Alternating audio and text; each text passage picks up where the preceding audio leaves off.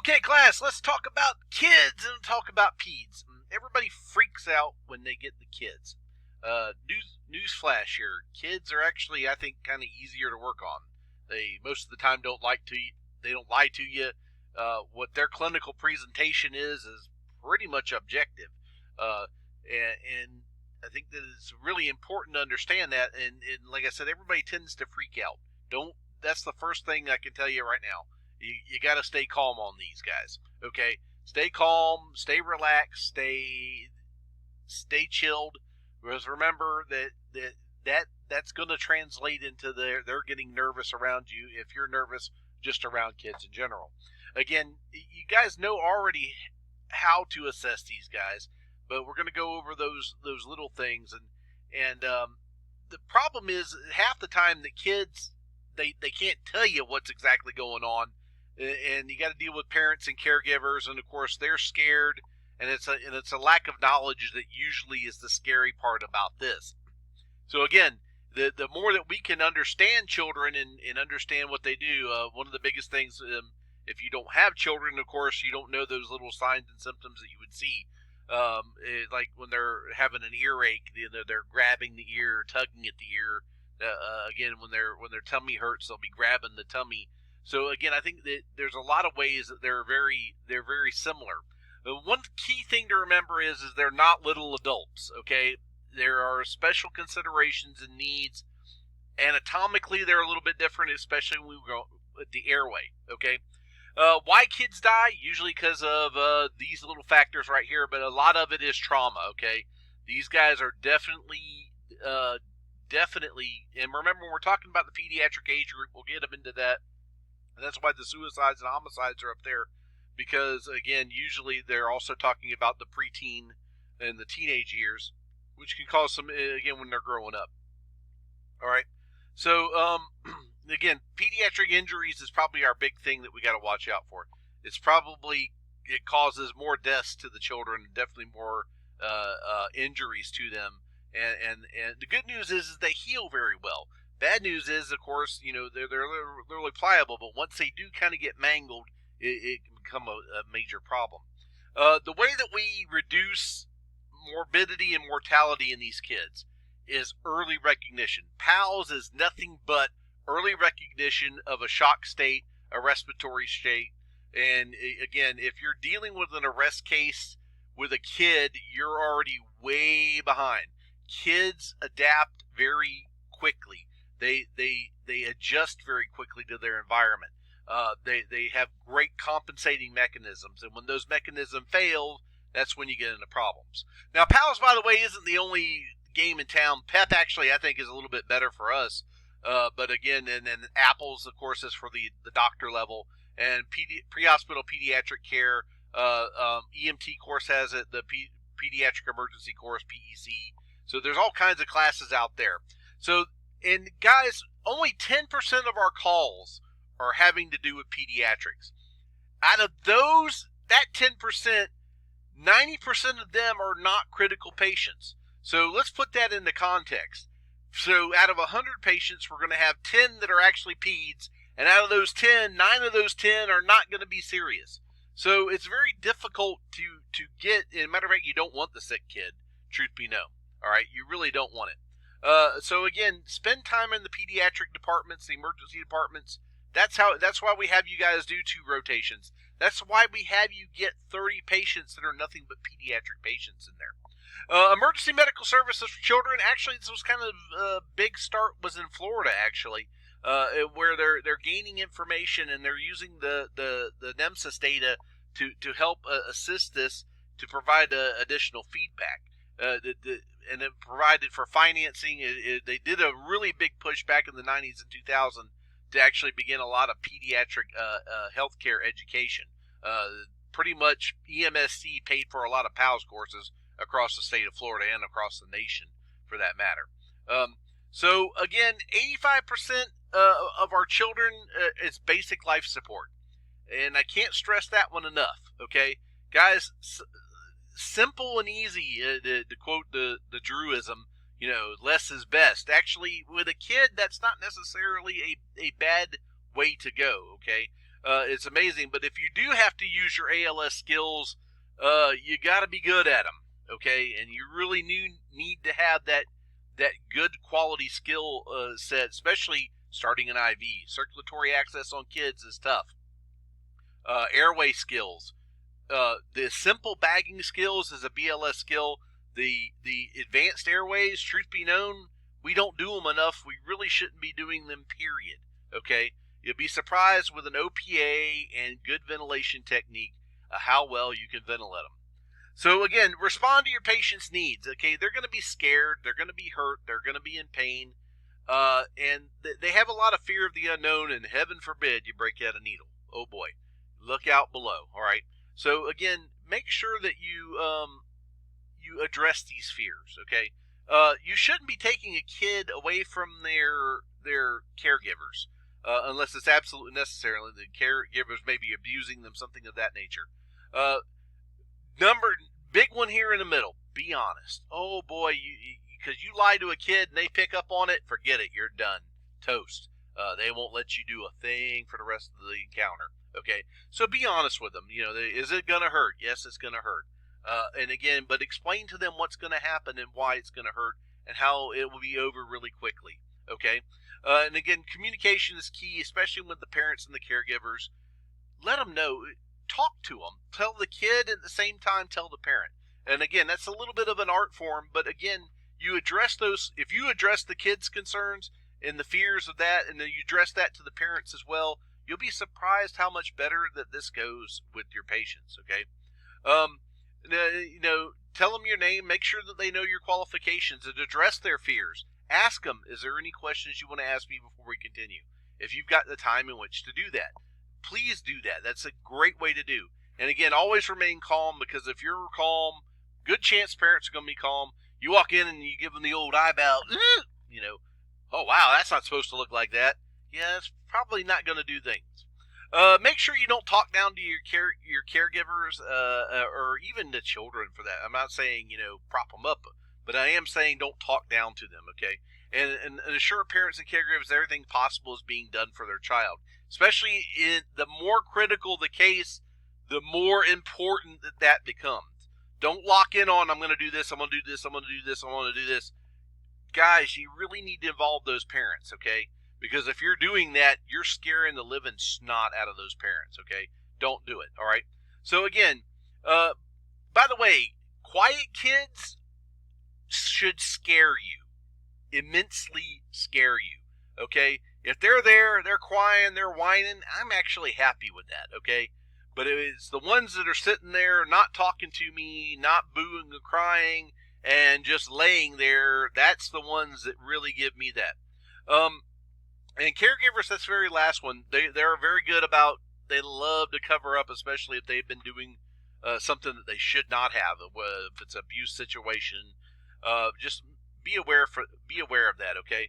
One parent or caregiver should remain with the child, I think, unless it is some sort of an abuse case, in which case probably a police officer or social worker should be accompanying you. Now, our growth and development of these kids. Again, the first few hours of life, we call them newborns, okay? Neonates is when from the newborn stage up to 1 month of age. It's actually technically 28 days. Again, your APGAR is your scoring methodology, and if you don't know your APGAR score, learn it. You're going to need it, okay? I promise you, it is on the National Registry. I promise you, you're going to see it somewhere, okay? And resuscitation of newborns, it should follow the inverted pyramid. We went over that in the neonate lecture. I'm not going to really kill that, all right? Common illnesses, though, you're going to see jaundice, vomiting, respiratory depression, all those things. And, of course, your infant should be close to the mother at this stage of their life. Again, any fever in a neonate requires extensive evaluation, not only by you, but by a pediatrician. In other words, that's my nice way of saying they're that small, they have a fever, they go to the hospital. They have a immature immune system anyway, and the fact that they've got a fever is usually kind of a bad thing. And by the way, absence of tears. This goes for any of the kids, by the way. If they're crying, but we're not seeing any tear production, probably a good bet that they're dehydrated, okay? So keep that in mind as you're going through your assessment. The infant of 1 to 5 months, I think we actually count it 1 to a year, but 1 to 5 months, they double in their birth weight. They start to develop muscle control. I would say keep them in the lap. Transport them in positions. 6 months to a year, again, they can even stand or walk, and that can cause some problems sometimes. They're very active usually, and they like to put things in their mouth. That's a key thing there. They love to put, especially if there's pennies or dimes, they love putting things in their mouth. That's how they explore. That's how they learn about things, okay? Again, they start to form their little personalities. It's pretty cool. And actually, they start developing the anxiety towards strangers. Usually the 0 to 6 months, we usually don't have no problem with strangers, okay? I would recommend at this stage, by the way, probably a toe-to-head exam instead of a head-to-toe. And the reason is because once you start touching a kid's head, and by the way, this is definitely a big 1-year-old. I would say that's probably, he's somewhere around the 1.5 to 2 year age. But notice how he's starting at the feet and he starts working towards the head. And that's because if you touch their head and they don't like you touching your head, the chances of you touching them from there on out is somewhere between 0 and none. All right. So again, the toddlers 1 to 3 years of age, they start to get their motor development down. They are braver. They'll do crazy things. They are very stubborn. There's a reason we call them the terrible 2s and the terrible 3s. Okay, so again, ask them if very specific questions. Usually they can answer. Again, speak to them at their level of language. All right, approach slowly, gain their confidence. Okay, and by the way, the accident is the leading cause of injury. I think you're going to see that somewhere later in your pediatric studies here. Again, toe-to-head order is probably the good thing. Speak quietly. Use very simple words when you're talking to these kids. Your preschoolers 3 to 5, again, your kindergartner age, roughly. Boy, do they have imaginations. And matter of fact, those imaginations can definitely work against us, especially when we're talking about a needle coming towards them. They know what a needle is, and buddy, they will let you know that they don't want one. Okay? So again, seek support and comfort within the home. Question the child first, and then let the caregiver fill in the gaps. Okay? Don't go with a baby talk with these guys, because it's probably not a good idea. Again, don't speak in the Queen's English, but you definitely need to speak to them in very you don't have to go to the no, don't do that stuff. It doesn't work. Okay, and avoid misleading comments. Remember that thing, don't lie to them. That's very true. Now these guys actually know what's going on. Okay, they value their peers. They need home support. They are active. They know what they're due. Remember, they kind of get a hint of their modesty at this point. Be honest and tell the child what's wrong. Again, the teddy bear here works wonders in any small toy. Matter of fact, boy, this right here will save you major. And if you don't have a teddy bear on your truck or some sort of stuffed animal, get one. Okay. Pretty much a lot of agencies give those out. If it's not on your truck, it needs to be there. Okay. 13 to 18 years old. In matter of fact, remember in PALS, guys, it's the 1 to the age of puberty is actually your definition of a child. But we still consider adolescents 13 to 18 as pediatrics. Okay. They vary. Again, this is where the hormones go nuts. Puberty starts. And they worry about their physical image. Again, you got to tactfully address those situations and concerns with them. Okay. And again, they have the relationships between the parents can sometimes get weird. Heaven forbid if you've got an adolescent girl that is pregnant, still under the age of 18. That's going to complicate things in your life considerably, especially in theirs. Their vital signs, by the way, at this point, we're dealing with the vital signs being as what they are for an adult patient. By the way, getting vital signs, 6 to 12, you should have no problem. Preschoolers, don't put as much stock into it.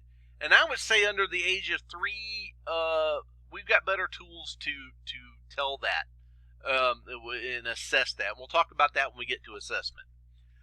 Now, your head, again, just remember that their heads are usually bigger. The occipital region is bigger. That's why we put the padding up, usually up underneath the shoulders to help maintain an airway.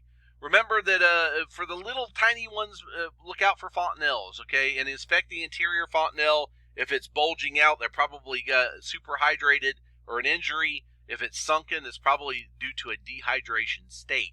Again, usually the head is heavier compared. Remember that using rule of nines with a kid, the burn area for an adult is 9. For the pediatric patient, it's 18. Okay, so remember it's twice the size of that, and then we take it off the legs. By the way, if you're wanting to know where we get the numbers from for the rule of nines. Again, less than 3 years of age, thin layer padding probably helps maintain a neutral position. And guys, we don't want to really bend there, and if you'll see here, we don't want to bend their airway back, because what happens when we tilt that neck back? This is what we actually do to our pediatric airway, okay? We actually bend that sucker, and guess what? It doesn't work, okay? It just does not work, all right? Again, the airway is a little bit narrower than we are doing. By the way, if going back to that picture, usually when you're doing some sort of airway, you definitely want to put some padding up underneath the shoulders. Again, make this in line with the shoulders. Make your life wonderful and easier, okay? Shoulder, the knob of the shoulder, the opening of the ear, that's what's going to help maintain our airway, all right? Now, again, your airway is narrower. If you start having secretions, it's going to block it up pretty easy. The infants are obligate nose breathers. We talked about this back with OB and neonates. Again, they're obligate nose breathers, but get the stuff out of their mouth, okay? Because if they really start to get sucking air, they're probably going to suck through, and they're going to get whatever's in the back of the oropharynx, they're going to go. But remember that these little guys are nose breathers, okay? So if they got a stopped up nose, it is really hard for them to breathe. Their tongue is humongous usually in comparison to that of the adult mouth, okay? And the trachea is softer and more flexible. We kind of went over that back in airway. Your larynx is a little bit higher, which makes it more difficult to get these guys intubated, okay? And they're more of a horseshoe-shaped epiglottis, by the way, which is why we use a straight blade usually when we're intubating children, especially under the age of 5. Straight blade is the way to go because you actually want to lift that epiglottis, and we don't want to overextend that neck, okay? And again, if you're going to do that, if you're going to open the airway gently, then that's going to avoid soft tissue injury. And that's the thing you got to remember with kids. You can't horse them. You gotta be gentle with those little guys because their airway bruises very, very easily. You can cause more damage. You can cause good. The chest muscles are usually, they tire quicker. They're easier. Their lung tissue is more fragile. In other words, you'll pop a lung, especially if you're doing aggressive ventilations. Be gentle. Infants and kids are usually diaphragmatic breathers. They don't use when they are using accessory muscles, it's a good bet that they're working way too hard on those, okay? And pediatric patients are very prone to getting gastric distension. You're probably if you're going to be bag valve masking these guys for any length of time, think about putting in an OG tube or an NG tube, or probably more likely the OG tube to help drain the stomach, okay? Again, rib fractures are not uncommon in kids with child abuse, but it takes a lot of force to break those. But that's why they do it in the chest, is because it's harder to detect that way, okay? Pulmonary contusions are very common because a lot of the force is transferred into the tissue itself and the tissue bruises, okay? So the ribs will remain intact, but you'll get these horrible saturations, and you can't just, again, it causes that VQ mismatch that just absolutely causes problems, okay? Remember, the lungs are a little bit more prone to pneumothorax following any type of barotrauma. Basically, my polite way of saying, if they're in a blast explosion, be looking for a pneumothorax is probably going to happen to the little ones, okay? The mediastinum will shift more with attention pneumo. So if you're seeing that, be grabbing a needle because they need to be decompressed, okay? And the chest wall, it allows for easy transmission of lung sounds. Usually you can hear them from the front or the back with pretty much the same success. The other problem with that is sometimes we can't hear a pneumo because we're hearing the left side of the chest when we're listening to the right side. So sometimes that makes it a little bit more difficult to engage with. Your liver and spleen are proportionally larger. Again, especially with dehydration, or again, if they are overfilled with fluids, kids do get into cardiogenic shock, and if they do, usually their liver gets like hugely big and way down and lower, and it's one of the things you need to feel for, especially if you're thinking that the patient's dehydrated. If they're dehydrated, it's going to be way up above the rib cage. If they've got good hydration, it's going to be a little bit lower. You might see that on a case later on. The extremities are softer and more porous. Again, the sprains and strains, just go ahead and treat them as fractures, because there probably is some damage there. And then the injuries to the growth plate, that can cause the bone not to actually grow. Remember, when kids, the skin is a lot thinner than the adults, okay? And infants and children have less fat in them, okay?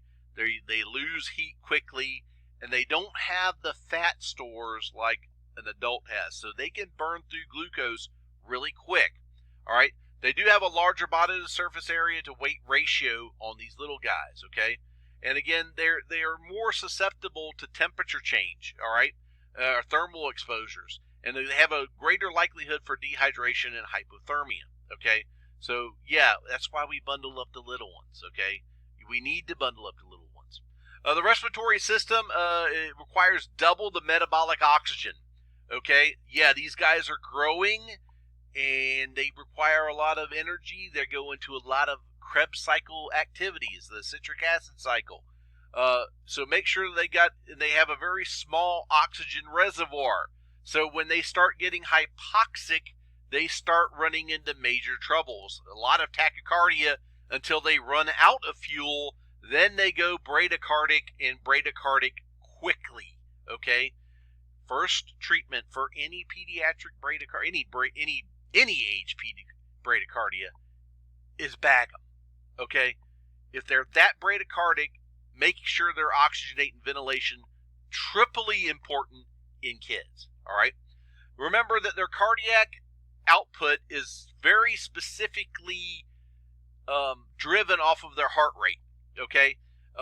They compensate very well with the muscles of the vessels. So again, the absolute blood volume is smaller, okay, and they can maintain a blood pressure a lot longer than an adult, which is why I was saying a little bit earlier, blood pressure, don't get hung up on it. I would much rather you use capillary refill, skin color, condition, temperature, the kids, to determine if they're in a hyperperfusing state, okay. Blood pressure, matter of fact, but I'd say under the age of 3, I'm not saying it's useless, but it's not a measure that you should take a whole bunch of time in order to get. Okay, there's better ways to tell that. Smaller volumes of fluid are needed, loss are needed. You got to remember, for an adult, we got to lose about 1 liter to 2 liters of blood before we start really getting into problems. Kids, we're looking at a Coke can, or to even smaller, depending on the size of the child, okay? And they do have a larger proportion of volume of blood loss that will cause shock, okay? So, again, if you're seeing kids with signs and symptoms of shock, low blood pressure, weak pulses, they're already behind, and you're probably looking at an imminent arrest. You need to start working quick, okay? Please, remember this statement right here. Child may be in shock despite normal blood pressure. Please remember that.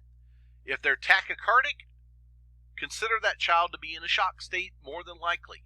Something's causing a malfunction in their system, okay? So again, remember that shock assessment is based on the clinical signs of tissue perfusion. Look at your little kid. If they're not pink, they've got a problem, okay? If it looks like they're working to breathe, they have a problem, okay? If they're not moving around like they should be, their generalized appearance, they look sick, you've got a problem, and they got a sick kid. And I think that's going to come back to bite you guys in a little bit. By the way, I'm hoping to have the video for the assessment up so that you guys can see it separately. I highly recommend that you watch that video very, very, very, very highly, okay?